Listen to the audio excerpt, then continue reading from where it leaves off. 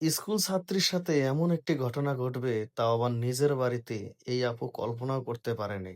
এই আপু রুমে ঢুকতে হঠাৎ করে তার কানে একটি সাউন্ড চলে আসলো। কি ব্যাপার? আমার কানে এই সাউন্ড কোথা থেকে আসতেছে? বাড়ির তো আমার জানা মতো এই সময় কেউ থাকার কথা না। তাহলে এই সাউন্ড কোথা থেকে আসতেছে? সামন থেকে আসতেছে, না এই সাইড থেকে আসতেছে?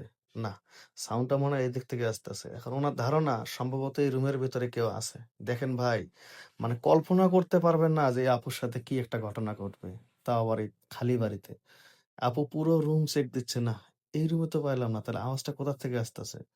এখন তার ধারণা আওয়াজটা মনে হয় সামন থেকে আসতেছে। এখন উনি আবার ১ পা ২ পা করে এখন চলে যাচ্ছে সরাসরি যে সামনে যে রুমটা সেই রুম। রুমের দরজা বন্ধ। এখন উনি দরজাটা খুলে সব দিকে দেখতেছে। না, এই রুমও তো কেউ নেই। তাহলে কি ব্যাপার? আমার সাথে এসব কি হচ্ছে? সাউন্ড কোথা থেকে আসতেছে? হঠাৎ করে উনার মনে হলো সাউন্ডটা কি এই রুম থেকে আসতেছে? না, দেখতেছে যে সাউন্ডটা ওয়াশরুম থেকে আসতেছে। উনার আর বুঝতে বাকি নেই যে ওয়াশরুমের কাছে যাওয়ার পরে সাউন্ডটা আরো বেড়ে যাচ্ছে। বুঝতে পেরেছি এখানেই। এখন উনি দরজাটা খুলেই দেখতেই অবাক। ওরে বাবারে বাবা! এটা আমি কি দেখতেছি, হ্যাঁ? এ তো আমি কল্পনাও করতে পারিনি। এটা কি দেখালো আমাকে? তাও আবার কাজের ছেলে। তার মনে একটু খুশি। সে আবার জিনিসটা দেখার জন্য, হায়, হায়! আমি যা দেখতেছি এটা তো ভুল না। এটা তো একদম সত্যি, একদম তো ঠিক। এখন উনি কি করবে বুঝে উঠতে পারছে না। উনি উনার ঘরে গিয়ে বসলো এবং চিন্তা করতেছে এটা কি দেখলাম আমি? সবসময় তো আমি আমার বান্ধবীদের কাছ থেকে শুনেছি, এরকম জিনিস নাকি অনেক ভালো হয়। কি করব? ওর কাছে কি যাবো কি যাব না? আচ্ছা না, যাই একবার দেখি। এই ভেবে তার ব্যাগটা কাঁধ থেকে নেমে বিছানায় রেখে উনি ১ পা ২ পা করে চলে আসবে কাজের ছেলের কাছে। উনি নিজেও বুঝে উঠতে পারতেছে না যে কাজের ছেলে কি ইচ্ছাকৃতভাবে উনি মানে স্কুল থেকে আসবে এই সময় এটা করতেছে, না ও রোজ এই জিনিসটা করে। দেখেন, এবার উনি একদম দরজা খুলে কাজের ছেলেকে ডাক দিছে। "এই এদিকে আয়।" "কিরে?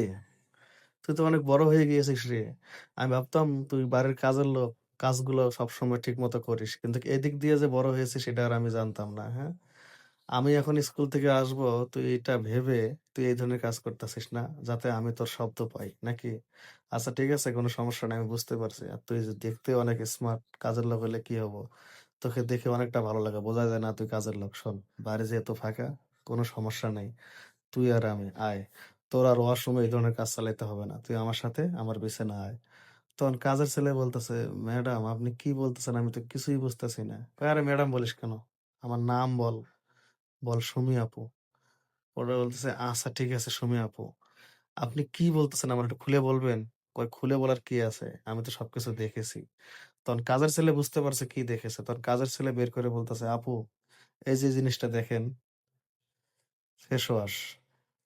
এই ফেস ওয়াশটা মাইখে আমি মুখটা ফর্সা করি। আপনি আমারে জিজ্ঞেস করেন না, "কি ব্যাপার? তোর মুখ এত ফর্সা হচ্ছে কেন?" তখন আমি এই যে কিছু বলি না, হাসি। শুধু এই জিনিসটা আপনারা যখন বাড়িতে না থাকেন তখন আমি এই জিনিসটা ওয়াশরুমে গিয়ে একটু মাখি, মুখটা ফর্সা করার জন্য। আর আপনি কি নাতে কি মনে করছেন, হ্যাঁ? এখানে বোঝা গেল যে আসলে চোখের দেখার ভেতরে অনেক ভুল থাকে। ভিডিওটা ভালো লাগলে ভাই শেয়ার দিবেন। এখান থেকে অন্যজনে বুঝতে পারবে যে যেকোনো জিনিস খালি চোখে দেখলেই হয় না। দেখার ভেতরে ভুল থাকে। আল্লাহ হাফেজ।